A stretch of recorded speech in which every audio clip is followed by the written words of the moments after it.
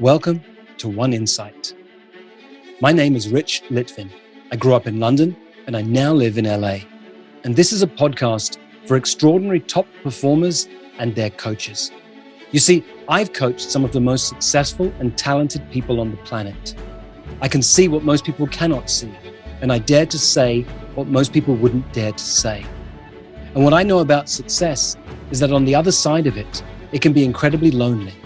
You can feel more of an imposter the more successful you become. And when you're the most interesting person in the room, you're actually in the wrong room. Clients who are more successful, more intelligent, and wealthier than you need your support more than they know and more than you can imagine. I coach around insight. Life looks one way, something happens, and the world looks different, and your entire world changes. It can happen in an instant. And this podcast is called One Insight because a single insight can change everything. You're about to hear me talk to a woman I find absolutely fascinating because I know she trained to be I don't know if you call it this, a horse archer. She learned to do archery on horseback. Two of the most extraordinary sports put together. Absolutely incredible, very inspiring woman. And all I do in this conversation is challenge her thinking from this direction and then challenge it from this direction and challenge it from that direction. She wants to find out her zone of genius and how she can build community. And we come back there in the end, but I go down deep. That's the only way I play. And I usually come back to the question that clients ask in the first place. But there was something far more important than her zone of genius. It was her mission in the world. And I tell her who she is for me, someone who's very inspiring, and you can feel she's moved. It's not often you get to talk to someone who does something that inspires you. This is a horseback archer, a woman who raised 6 children and needs to make an impact in the world. And where I can, I'm here for her. And you get to be a fly on the wall as we have this conversation. Hi, Danielle. Hi, Rich. What would make this an extraordinary conversation for you today?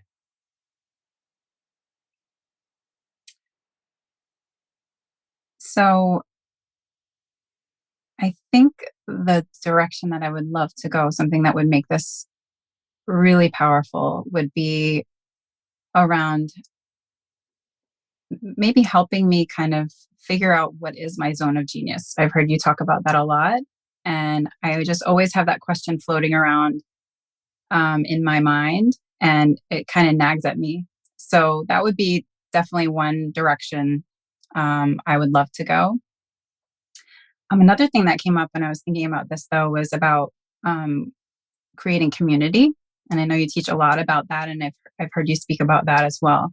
But I feel like it maybe is related a little bit because when it comes to creating a community, I've been held back.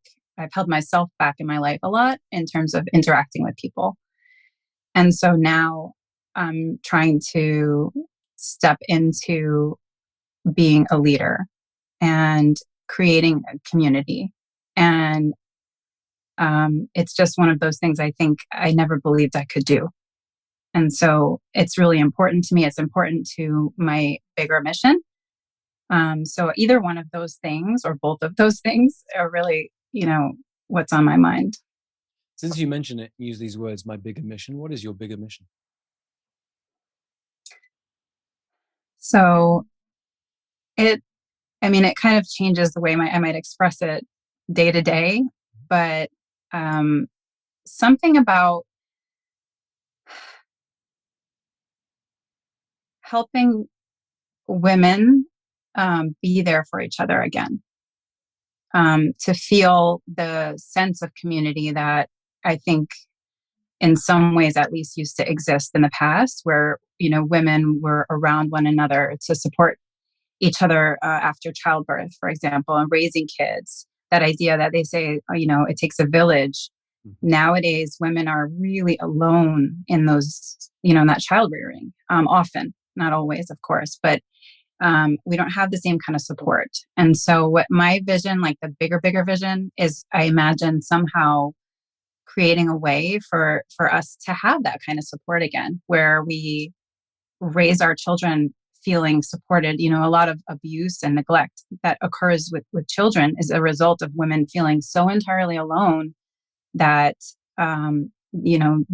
they're doing too much. They're overwhelmed, they're exhausted, and they can't keep it together, right? And it comes out to their children. And so I think that kind of thing would make such a big impact. It would have that ripple effect where it would affect the children that are being raised, or affect the next generation. So something along those lines. And I'm kind of, like sidestepping my way in that direction. What was your background before you became a professional coach? So I don't even know where to begin. I've been in my life a jack of all trades. I used to be proud of that, but I've tried so many different things. My education background is in art, fine art. Mm-hmm. So I studied fine art, sculpture. I used to love poetry, writing. I ended up going into education as well, and I was a teacher for a while.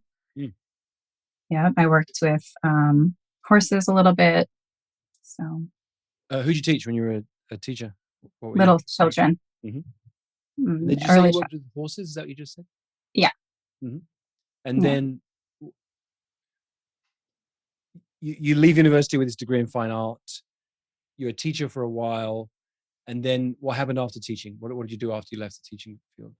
So that's when I got married. I had 5 children in a very short period of time. So it was less than 6 years. Well, it was around 6 years, actually. My oldest had turned 6 1 week before my 5th child was born. And, that was it for those years. It was just motherhood and taking care of the home and being a wife and, all of that. And so that's really one of the... Can I just catch something I heard you say? Yeah. You said it was just motherhood. Did I? You did. Now, it wasn't just motherhood. I get overwhelmed raising 2 kids, and you had 5 in the space of 6 years. That blows my mind in all sorts of different ways. The physical exhaustion of your body, let alone the mental, emotional strain that must be for any person. Yeah. And honestly, I know better than to say just. And that's, what I teach is don't belittle something like that. So I can't believe it slipped out of my mouth anyway. That shows you how conditioned it is. Very true. For sure. But thank you. Thank you so much for pointing that out. Yeah. You raised the kids. Your oldest is 5. The youngest just been born. Now what happens? You keep raising the kids for a while longer? Yeah, it was a while. Yeah, it was a while longer. And I was, that's where the complete overwhelm, the burnout, the exhaustion, like you said, I felt like hanging on by a thread. That's how I felt in my life. And so, in terms of, career, so actually it relates with the horses. So, I had my daughter in riding lessons. The instructor told me, "Why don't you get on?" And I was like, "Me? I hadn't done anything for myself in all of those years, like almost anything. Maybe buy myself a Snickers one day, It's like very, very little." So when I got on the horse, that was kind of the first, I see it as really symbolic, like putting my foot in the stirrup that day. It was a huge first step, and it was the first time that I had taken a step for me. And so that led me to begin actually riding, like gradually. It took me a while to think this is actually something that I could try and I could do. And then that's when I also came up with that dream of becoming a horseback archer. And that's kind of what started to pull me out. That was like that one of the ropes that kind of pulled me out of that depth of overwhelm. So I know about this story because I've asked you about this in the past. Because if you're listening on to the podcast rather than watching the video, there's a series of arrows behind you right now, and I've asked you to, like, what are they about? And you say it very casually, like we'd all be familiar with this. Yeah. horseback archery. So I've done a little bit of archery. It's really challenging. I've got a friend who's got a series of bows, and some of them, the strength that's needed to fire them is incredible, let alone aim them. And so now we're talking about the next level because it's on top of a horse. So, which means you need mastery of horse riding and mastery of shooting a bow and arrow. And there was a moment you just told us a few seconds ago, you'd never ridden a horse before. Yeah. Yeah. Well, I did when I was a really, small kid, but it's been at least probably 20 years at that point. And I never really rode well or like often enough to be a good rider. So yeah, it was very new to me. It was very scary in a lot of ways. It helped me overcome so much and grow so much. So it was really great. And it's this big, like you said, it's not just a small thing. So it is a really big goal. And that kind of, when you have like you always talk about impossible goals, how it kind of makes you get in line towards that goal. And that's what happened with this one. Nice. So So did it come up like that? Because you say it, it's part of your life right now. So it's easy to say it very fast. One day you just decided, this is my goal. I'm going to be doing horseback archery. Yeah, honestly, I don't remember the moment. I think it was a lot of things coming together. It was the starting of riding, and I guess the feeling that gave me. I knew I needed something, and it was intuitive, and it was kind of almost like just in a moment at the time where I think I decided I'm going to be a horseback archer, and I said it like that, like I am going to be a horseback archer, not I'm going to try to be a horseback archer or anything, and that just made such a difference. Yeah. Yeah. Beautiful story. Thank you. Yeah. It's very inspiring. Mhm. And so take me from that moment to where we are now. What's the time span and what happens in those years? Yeah. So with the riding, with the horses, one of the things, so I hadn't been working, right, as in a formal job. And like I explained in my email, I um, had worked a lot of like really low paying jobs in my life. And now at this point, I decided I would work in a barn. And that was actually a part of the development because I would get up at 5 a.m. I would be in the dark, taking care of horses, feeding, being outdoors, with the sunrise and all of that. So that was really transformative. And it was me also getting out of the house. So I went early, early in the morning because my kids were still sleeping. And sometimes I would take them with me. Wow.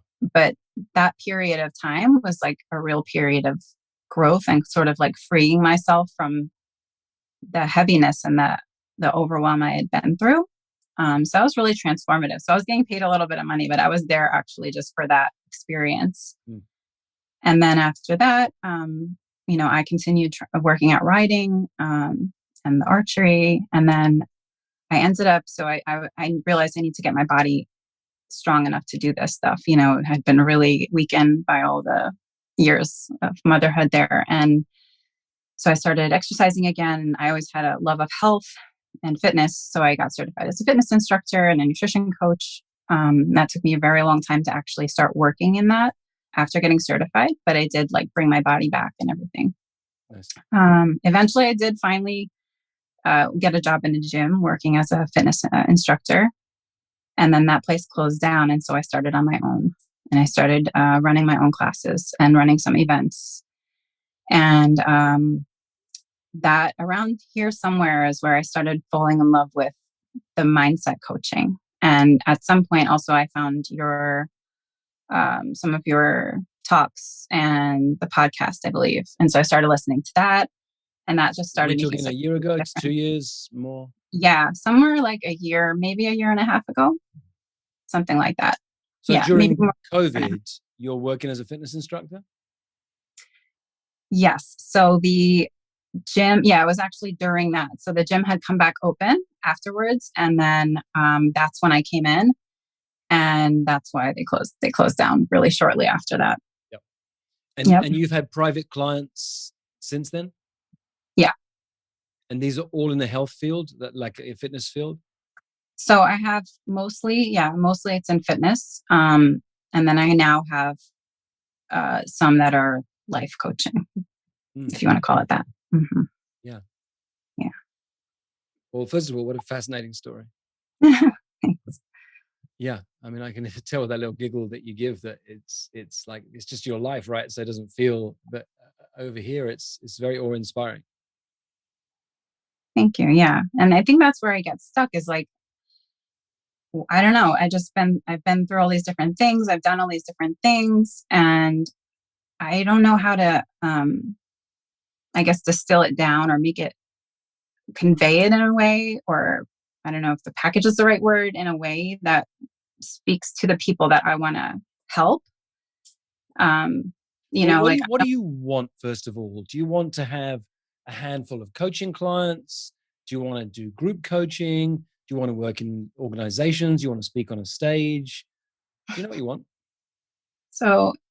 so this is one of my things, is that I want all of the things at any given moment. I'm like, oh, I want to speak on a stage. Oh, I want to speak with organizations. Oh, I want to write books. Oh, I want to do this. So I'm that's one of my things, is like, I always want all the things, and I get excited about all of them, and I can't tell which one I should go for and put all of my energy in. And so I'm putting my energy here, and then a little bit here, and then a little bit there. So what I'm trying to do is focus on just getting one-on-one clients and working one-on-one with people as a way to really kind of get off the ground now. And then I do have dreams of running groups. I do have dreams of working with organizations, and even with youth and like staff in schools. Um, and then I have dreams of creating like a big nonprofit that would provide all these services for women. And, there's just too many things in a way. So I know, that one, right? With visionary, have all these big dreams, and it's Well, hard to. it's a distinction around having big dreams, because I'm really good at focus. I'm really good at knowing what to, and help my clients to let go of anything but the one thing. And then the other things tend to follow. Mm, I've got a client of mine who's built a whole business around this idea about being multi-passionate. And her whole premise is you can have all these things. It's not how I tend to think. yeah. And so there are different ways of showing up. So I want you Mm, to know there's nothing wrong with having all these big dreams. There can be a challenge when you're multi-passionate, that if you spread yourself too thin, that nothing occurs. On the other yes. hand, if you push too far into this edge of only focus on one thing, you'd probably be bored and you wouldn't feel inspired, right? Maybe. Yeah. Yeah. Yeah. So I think that's been my track record, is getting involved, spreading myself too thin in too many different things. And so, like, the jack of all trade thing that I was used to be proud of, eventually I realized, well, I'm a master of nothing. And that really bothered me.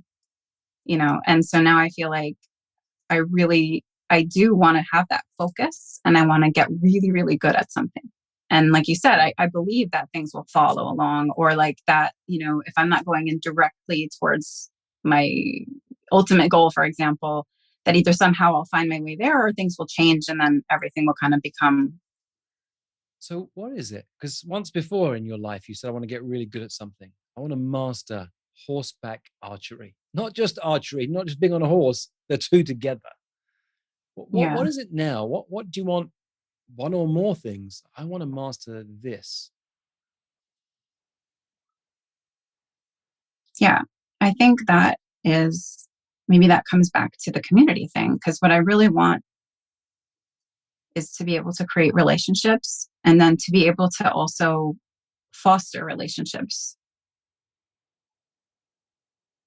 but I fear that a lot, actually. So,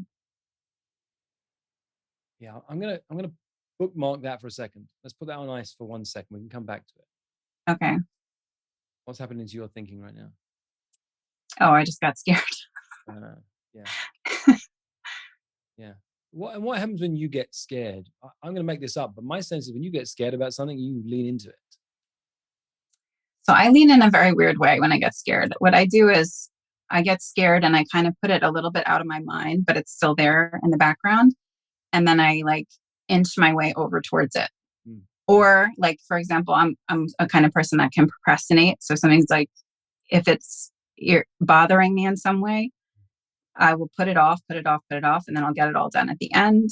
Or I'll do that inching over. So it's like gradually I get my way over there. Actually, that's what the fitness was, because I was um, really interested in this type of coaching.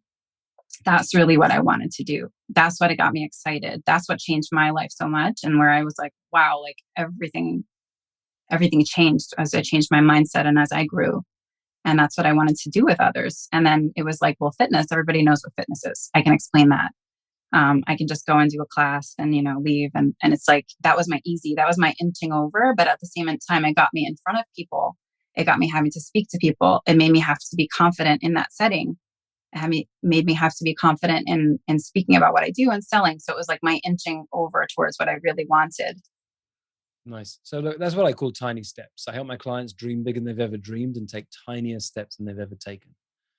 But it's not the only way to play. And I don't believe in order twos. So if we take the in order twos off, what do you want to create?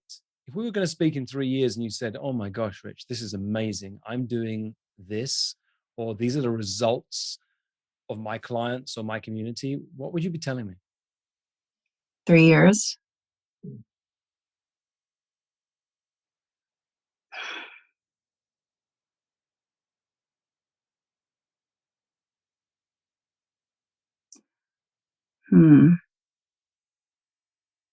I guess, I'd love to say that I built, a practice that's really thriving, and that the women I work with,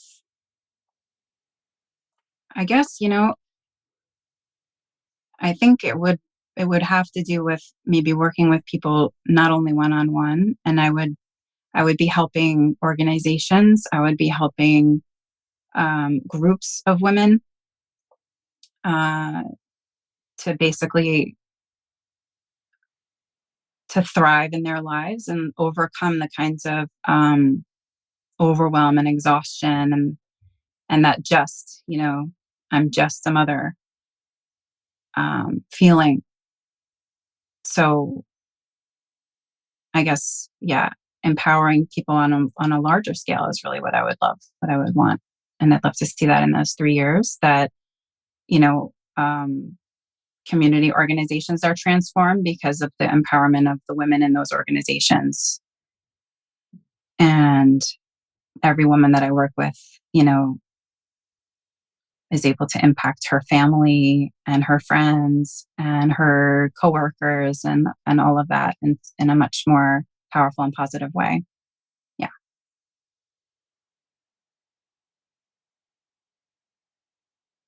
What Yeah. happens now you said that out loud? I like it. Hmm.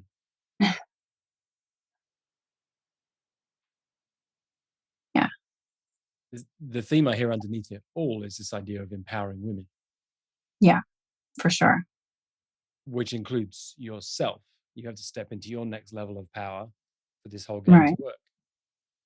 Yeah. Yeah. Let me ask you a question.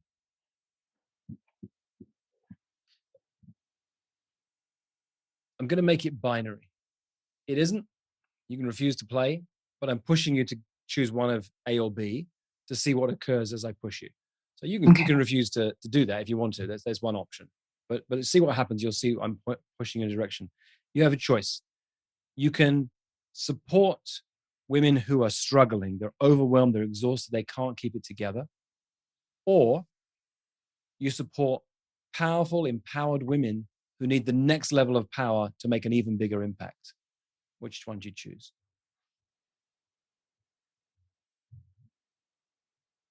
I don't know if you don't mind me talking through that a little bit. It's actually a really hard decision because I'm so drawn to the people who are struggling and overwhelmed, and it's like it doesn't have to be this way. And I've really been there, and I wish I had access to something at that time to so I didn't have to go through it in that way. But at the same time, when I think about the second choice, yeah. I just want to ask a question about that. If someone had knocked on the door, physically or metaphorically, and said, hey, I can help, would you have been able to receive it at that place in your life? Good question.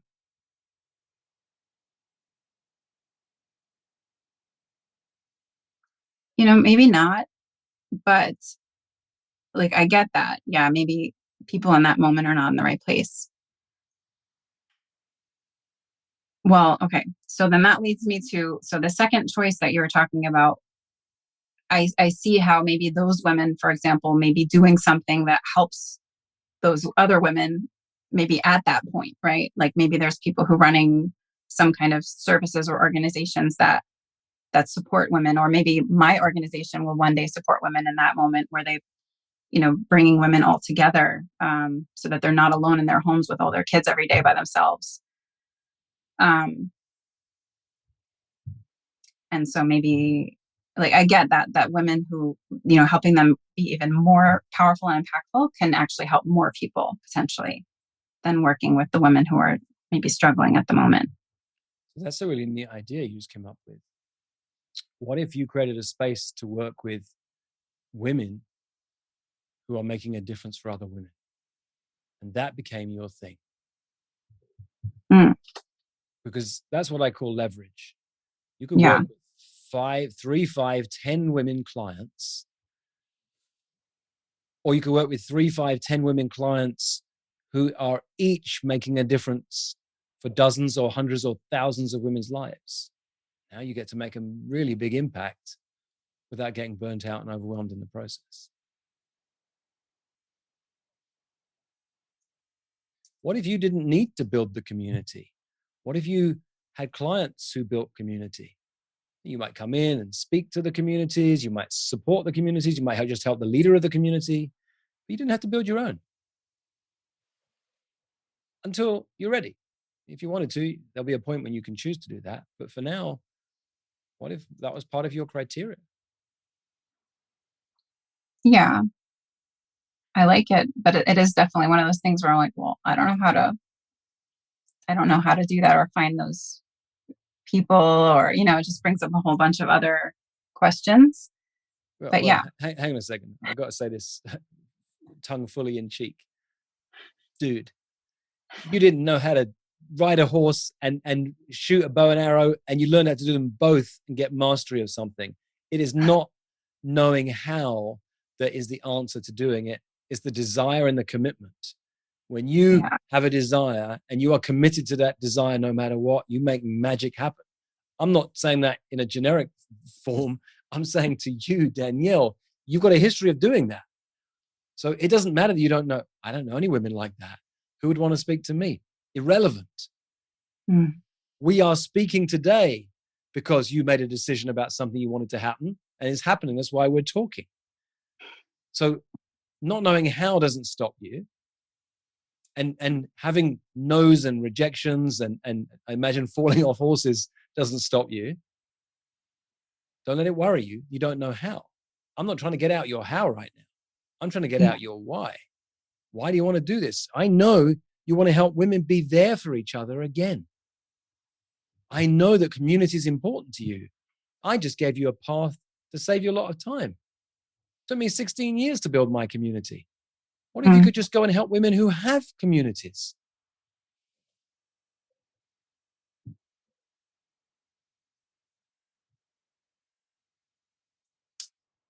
Yeah, I like that. I think that's a great idea. Yeah. I'm smiling. I didn't know I'd call you dude before this call was over. But I wanted to kind of like, it was like that a lot. It was a pattern interrupt. I wanted to kind of break you out of that. Like, I don't know how, like you were frozen in that moment. It's like, no, let's laugh at this. It's not about not knowing how. I like it. You want to know your zone of genius? I'll tell you who you are for me. I think the zone of genius is in here. You are one of the most extraordinary, empowered, empowering people I know.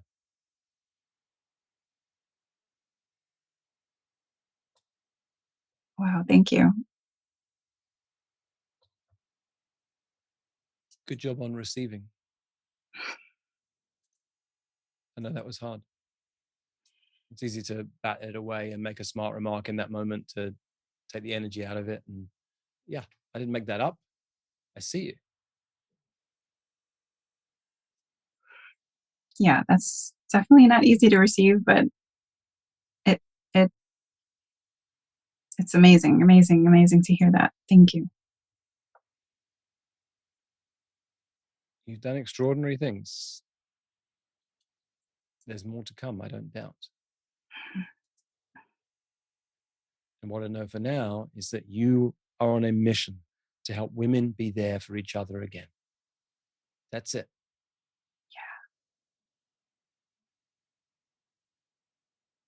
Yeah. I love that. It sounds great hearing you say that. Thank you. Yeah.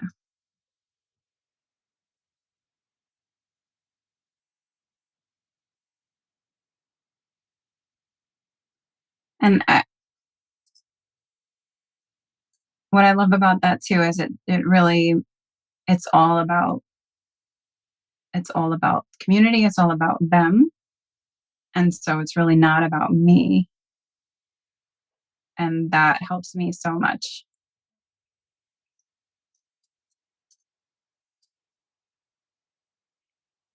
Yeah, it's always much easier when you have a mission you can share in the world and talk about that, not about you. And Yeah. so what if we get off this call and someone says, who are you talking to? I will say, I was talking to Danielle LoDuca. Danielle is one of the most empowered and empowering women I know.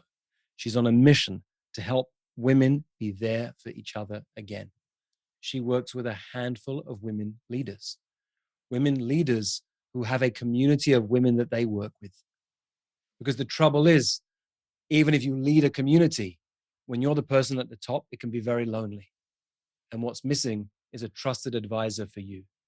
So if you're a woman who leads a community and you need to grow and you want to stretch and you want to get to your next level of success, Danielle's the person you need to talk to.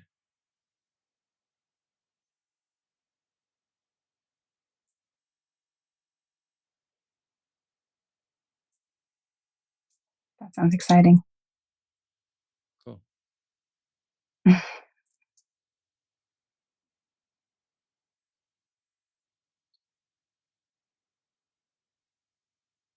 And it definitely is big and scary enough. So it's a good. Yeah, I like that you said that, scary enough. If it wasn't scary enough for you, who you are in the world, it wouldn't happen. It's got to have a lot of edge to it. And there's a simplicity to it. The simplicity is, what I would do is get a piece of paper and put some lines on it, divide it into 10 squares. I have space to work with 10 women leaders. That's it. No more. You get to number 10, you always get a decision point whether you choose to expand that or not. But right now, it's 10 women leaders. It could be 5 if you choose. 10 women leaders. Draw the box. Put it on your wall. That's it. I only work with 10 people a year, no more. If you wanted, it could be 5 one-on-one clients and 5 of them in a group setting. That's it. 10 women leaders. Yeah. Yeah. And I like what you said about, if you feel alone, because then something like a group can be about creating a community for those women. Yeah. Right. You told me before we began that you were nervous that I might say the words, I think we're there, a bit too early. I think we're there right now. Let me check in with you. Yeah. Yeah. I'm happy. I like it. Thanks, Danielle. Thank you. Thank you so much. For most of human history, it wasn't called coaching. It was called leadership. And it's what I love to do, to coach people, to lead people, and to mess with people's thinking. If you'd like more of this, or if you'd like to learn more about our community of extraordinary top performers, go to richlitvin.com/oneinsight.